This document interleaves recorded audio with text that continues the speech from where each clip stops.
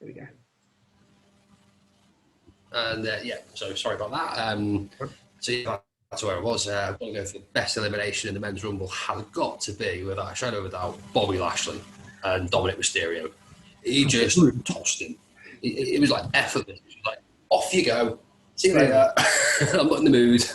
Yeah, 100%. You know, it was almost like sending a kid to the north. It was hilarious. I was in at that. Yeah. Again, one surprise, no Fiend. Yeah. Was there a reason that there was no Fiend in the Rumble? When they got to sort of 28, kind of knew that he wasn't going to be popping up, and then obviously Rollins come back, which I think we all kind of expected that to happen. Yeah. And from there, I think we had Daniel Bryan as the longest, or as the Iron Man, but I think as not his year this year, right? I think Bryan needs a crowd. He needs the crowd. Next year is going to be Bryan's year. So at that point, it was like, right, yeah, obviously they're going to play for Edge to win it. Orton's going to come back and he's going to screw him. So I was quite surprised and Edge got the better of Orton. So yeah, thoroughly well served. I think Orton will have another year at the Rumble. I think he's a future Hall of Famer in his own right, Randy Orton. He's so close to matching Ric Flair, John Cena, Stone Cold. See where Edge takes this. Yeah. Be interesting, definitely. I don't see him versus McIntyre as a feud for the title. I don't know why. Maybe it will go that way. I kind of see it more likely to be if they weren't going to have Bryan win, they're probably not going to have Bryan challenge for the title. So I would probably say that the best fit would be Edge versus Reigns, but who knows at this point. Edge obviously will make his decision. He hasn't as of yet, so we shall see. He could throw a curveball and challenge Balor. Who knows? I don't think that will happen, but yeah, it was a great Rumble. No, and that could be and just going back to Edge, that could be it could be a great battle between Edge and Balor. We know Edge is appearing on NXT tonight. Yeah. I'm not sure that it'll be to say he's going to take on Balor, but more to say Balor, watch this space. I think they booked a tag match, him and Priest against Balor and someone. I can't remember who it was. Possibly Riley. Potentially, Kyle O'Reilly. That's it. Yeah. So that's the match they booked, which is going to be a great match, great watch tonight or tomorrow morning for us. Yeah, that was their old Blighty. But yeah, I think I don't see Edge going for McIntyre. It doesn't seem the right fit. I think Edge Reigns has got a ring to it. Battle of the Spear. Who's going to give the best spear? But are they going to switch Edge over to SmackDown? Is that what the future plans are? Maybe. With Raw being the flagship show, SmackDown has been doing outstanding when it comes to weekly episodes. They've been absolutely brilliant. Do they need to keep Edge on Raw to try and give it that little bit of meat to keep up? Who knows? Be interesting to see, and hopefully, fingers crossed, we'll see. I know we're going to come on to it, but I was disappointed not to see Christian pop up on Raw, on Monday Night Raw. Thought he might have popped up. It'll be interesting to see what the future plans for Christian are as well. Yeah, maybe he'll pop up.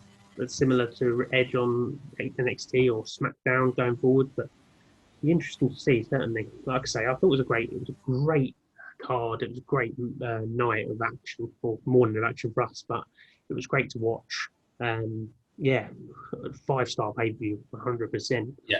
No match that kind of went on too long, and no match that sort of was a bit boring. Like I said, that Bunny segment was probably the the only negative, and I didn't really negatively react to Yeah, it. that was the low light. It was just filler. It was just filler. Yeah, All the matches and all the sort of storylines moved forward, which was the right thing to do. But yeah, so then moving on, more. Yeah, Monday Night Raw. Crikey, it was a yeah. certainly was a good a big start to the show. Wasn't it just? It was. I didn't expect Drew to open the show up. To be honest with you, it was all, No. for me. I thought it was Edge was going to open up, give a big promo about watch out, I'm coming. It could be you. It could be you. It could be you. I was nice surprised to see Drew open the show. Obviously, you knew the minute Drew opened the show, Edge was going to come out at some point. There was, he had to. And this is where sort of my disappointment came in a little bit, because obviously Sheamus came out and interrupted and started having a little bit of a pop at Edge for not respecting his best friend Drew. Yeah. You almost expected at that point Christian music to hit, and Christian had come out to back Edge up. Was maybe an impromptu tag match between the four of them. It came what we've been expecting for so long. It was there, it came, and that was the Sheamus bro kick to McIntyre. We knew it was on the cards. It was always coming. That was. Yeah. I just wonder if have WWE played this card a little bit too soon. I think they may just have. Yes, I think they've bitten the bullet too early on that one. I think they could have gone as far as almost putting them towards being a tag team for a little while, and almost make it go quiet on the Sheamus turning on Drew storyline, without it being thrown down our face every week. Like, it could have been like, oh, it goes quiet, and then it will be more of a shock when it happens. Whereas it's always been the talk, oh, Sheamus is going to turn on Drew, Sheamus is going to turn on Drew. Oh, look, he did. Whereas they could have sort of like showed that he wasn't going to, and their friendship was more solid. And then when no one expects it, boom, there's the bro kick. Even if it was, like I say, after a match or something, they could have had a match and then done it after a match. But I think they've been a little bit too soon. We always knew it was coming. It's just a case of that will speed up that process, and Sheamus will obviously have a shot at the title, which Drew announced later that he'd give him a shot. Yeah, which ultimately I think Drew will. That's going to be at the Elimination Chamber. Yeah. Potentially, if not Elimination Chamber, maybe the week before it. The Go Home show that Sheamus loses and then he enters into the Elimination Chamber himself. Ultimately, Drew's going to keep hold of the belt. I don't see Sheamus taking it. No. Tail between his legs after the match, possibly, and we could see that Sheamus and Drew sort of maybe tag run going forward, because I think that'd be great comedy action as well. I think we need to watch the space on it, but yeah, it was too early for the turn, because we all saw it coming. There was no surprise factor there, and it's just like, right, okay, let's it's kind of like, let's see what happens. Yeah. We then got the US title match that we thought maybe on the Rumble, but we didn't expect it because it wasn't announced. But it was Riddle versus Lashley. I know you're not a big fan of Riddle at the minute, but I just can't take to him at all. Just there's nothing. I don't. The character seems a little bit.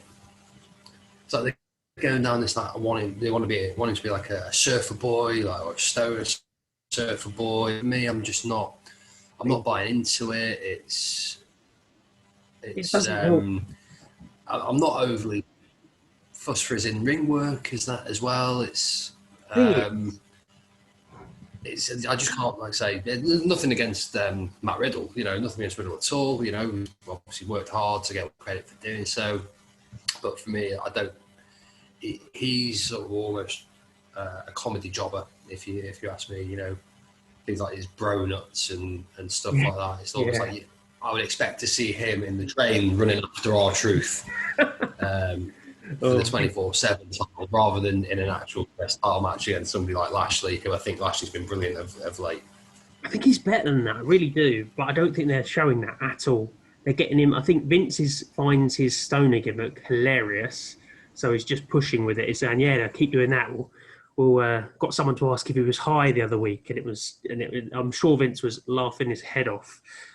Doesn't bode well with me. Then they put him in a match, and Lashley beats him up, and then Lashley beats him up again, and it doesn't give us any. It gave me no interest in watching this match really, because he'd been beaten up twice before by Lashley, and the fact that Lashley got DQ'd. I liked the extra aggression from his character after the match. And MVP said it's not worth going to prison for, which was a cracking line. But I like the way Lashley's getting over as this huge monster. But the fact that they just have him lose isn't going to give any credibility to him. And I think he is better than that, but they're not showing him as better than that at the minute. No, then we got the Miz TV segment, Bad Bunny again, which I think this may even be leading to a WrestleMania match, which I'm not too keen on. But it was Bad Bunny, and it was getting Priest over. Introduction. Yeah, and again, good match there with Priest. Hopefully we won't see much more of Bad Bunny now, but yeah, Priest looked strong. Did a great job. I think Miz did really well to help put him over, which was great. And then obviously the segment with Edge, saying Edge was impressed by him. I think Priest's got a big future in Raw. I think we're going to see him coming up against Lashley pretty soon for the US title, which is thoroughly deserved. Definitely. It was a Miz segment. Miz makes people not like him. That's what Miz does, and he does that well. But like I say, there's nothing really to take home apart from the fact that Priest won the match versus Miz with the distraction from Bad Bunny. And like I say, I agree. He's got a big future coming up. And I'd say Vince loves the big man, but with especially the big man that's got agility as well. So he'll get booked strong, I can see. Then we got the Hurt Business versus Lucha House Party. Almost a bit of a filler match. I kind of knew that Lucha House Party weren't going to win the tags. It was, not with their involvement in the Dusty Classic at the moment, and sort of switching between NXT and Raw. To be honest, I think it was a bit of a nothing match. Like I say, a bit of a filler. Just put that sort of almost show like the Hurt Business going like we're back on track, but then still that little edge of doubt there. That something's going to happen. It's going to boil over at some point. Yeah. Which I think try not to let it, because we need a good heel stable there, and they're providing that more so than what Retribution did. We both know that Retribution were massively underbooked. They could have had the potential to be bigger than or as big as, if not DX. Multiple people. Challenging for multiple titles. Ali's a good technical wrestler, but he's not ready to lead a heel stable of that magnitude. Whereas with MVP, Lashley, Shelton, Benjamin, you've got 3 seasoned pros there. Great move for Cedric to lead the business as well. So I think for me, keep it as if they're on the same page for the time being, and start booking them really strongly as heels again. Yeah, I think they've kind of subtly edging down the path of they're back on the same page, which is good. They need some tag teams, some solid tag teams and stables, and that is one that's done well, and actually throughout the pandemic has kept it going really, that tag division. So yes. So they're still selling it, this dissension, but a lot more subtly now. It's not like they're trying to punch each other all the time. So that's good. Yeah, I mean, you mentioned Ali. I didn't even write on my notes about the Ali versus Woods match, which again was a bit of filler to sell that. One with the most devastating finisher in wrestling today, the roll up. And that's just pushing that storyline until Kofi can come back and they can have a tag match. But at least that's going to be two more tag teams that potentially can be built to challenge the tag titles. So, and I think I'd rather, instead of seeing sort of what I'd like to see more of, rather than sort of these little small filler matches, is go back to the Attitude Era where you'd have short, snappy matches, but which were great. yeah. But they weren't filler matches because they played part of a wider Yeah, you knew that someone was going to get shot due to something. If you're going to if you need to fill things, fill it with backstage segments, you know, and antagonise those storylines, you know, really build upon them. Yeah. Don't just throw, you know, Braun Strowman into a 2-minute squash match with a jobber. There's, you know, we all know the outcome of that's going to be. Yeah. You know, don't throw, you know, oh, here we go, we're going to have Woods versus Ali again, or Woods versus another Retribution member. Is it? Yeah. You know, build the story. If you need to fill segments, fill them backstage. That's where to do it. Yeah, no, I'm with you. Right, we're going to have to go a bit quicker because my daughter will be home very soon. Let's quickly go through, because there was a Lana and Naomi randomly thrown together, but I'm not against it. They were fighting Flair and Asuka and the strong blondes, as I call them. The strong blondes. Mandy Rose and Dana Brooke. They love throwing their arm up, don't they? Brilliant. Well, I think the outcome for this was right for Lana and Naomi to get it. Ultimately, we saw now that, you know, Lacey's involvement with Charlotte, that's kind of sending Charlotte over the edge. We're going to get the feud there. Asuka can focus now on WrestleMania. And I think what we'll probably find now is, you know, Asuka's going to try and get something from Charlotte, find out what's going on with Charlotte. Charlotte's going to flip the lid on Asuka, and it's going to set up, I would probably say, a women's title match between, or number one contender match between Lacey and Charlotte. Yeah. Ready for Asuka, and she can focus on moving forward with the women's title. Yeah, 100%. I'm with you. I don't even need to say anything to that. Lacey distracted, and Naomi got the rear view for the win. Next up was Carlito and Jeff, which was thrown together. But yeah, Carlito and Jeff versus Elias and Jackson Riker.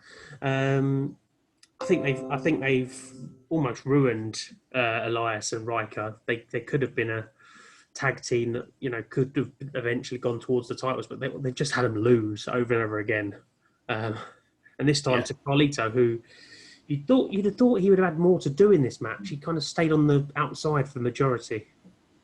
Yeah, probably nursing a bit of ring rust, perhaps. You know, Rumble's easy to hide that fact because you can kind of wander around looking busy. Yeah. Whereas when it's more focused, you know, you don't have that luxury. So probably just working off a little bit of ring rust there for Carlito, because he looks in good shape. He's obviously back for a little while. Yeah. We'll see more to come from Carlito, definitely. We need this pandemic over so we can go back to spitting apples at people. Rather than just launching them. I spit in the face of people who do not want to be cool. You should be spitting in the face of people who don't want to be cool, i.e. Jackson Riker, because he's clearly not cool. Anyway. Yeah. Not that we condone spitting in the face. No, not spitting in the face. I'm trying to spit in people's face nowadays, definitely not. Next was Alexa versus Cross, which kind of... It didn't quite hit home for me. I love Alexa and I love her character. But she didn't even need to go into Fiend mode to beat Nikki. I think she just beat her clean anyway. And I think this is probably the end of their feud now. Yeah, again, probably a little bit of a filler match there for me. I think that with Alexa, the focus now needs to be bringing the Fiend back. And I think we're going to see the Fiend versus Drew. So that hopefully, once we get the Sheamus Drew feud out the way, we'll start seeing Alexa get involved in Drew. Yeah, I think they'll probably bring him back, have him feud with Randy. Just turn the light on him. He's gone. I think, what they're going to do is probably have Randy versus the Fiend's feud just sort of cross off, and they'll probably have their last match at the next pay-per-view. And then once they're done with that, they'll start looking at the championship match going forward. But I think the main thing about this was when Alexa walked back, Randy started coming out, and then you'll see that Randy didn't make any eye contact with Alexa, whereas Alexa was just staring a hole through him, and it sort of foreshadowed what's to come. which was the Yeah, and also it was pulled up, it was also pulled up, that last week Randy had burns on his face, this week he didn't. completely. So again, it's almost kind of a bit of a botch, I would say. They needed to finish the Randy Edge feud so they can bring the focus back and finish the Randy Fiend feud, which obviously they did. Alexa came back. I don't know what was foaming out of her mouth. It didn't look like blood. It didn't look like something out of the Grudge, didn't it? It was very strange, but again, very well executed by Alexa. So yeah, I think again, could they brought the Fiend back at that point? No, it would have kind of taken the moment off the end of the Edge Orton feud. I'm glad I think that's Alexa now just being there. I think Alexa just being there to sit on the top ring, doing that and distract Randy enough for Edge to take the victory is fine. That ends that, and now Edge can move on, and we can get back to the Randy Fiend. Yeah, they didn't explain it very well, did they? They didn't explain the dribbling and just the fact she was just sitting there, just on the top rope, just dribbling. And listen, I'm all for more Alexa on my TV. I love Alexa; she's amazing. She's really talented. But just to have her sitting there dribbling, they could have done anything. They could have had her show up and then go away and then show up again or whatever. But they didn't. It just literally, it didn't really hit home for me. They could have show up with a Zippo lighter. Yeah, a lot of people have sort of like criticised the bit of hokiness that is this Alexa character. I've supported it the whole way through because I think she's done really well with it. Yeah. This didn't really hit home for me. I quite like the hokiness entertainment part of the WWE, which some people don't like. Whereas this did, for me, even though I like that sort of thing, it didn't hit home. There was no reasoning behind it. Apart from to distract, which what happened. And like I say, it wasn't terrible. It just didn't make as much sense as it could have for me. And it just dulled the shine. There was a few filler matches in the middle of Raw, which weren't amazing, which weren't bad, weren't amazing. And then this one just took a little bit of shine off what was a decent to good Raw.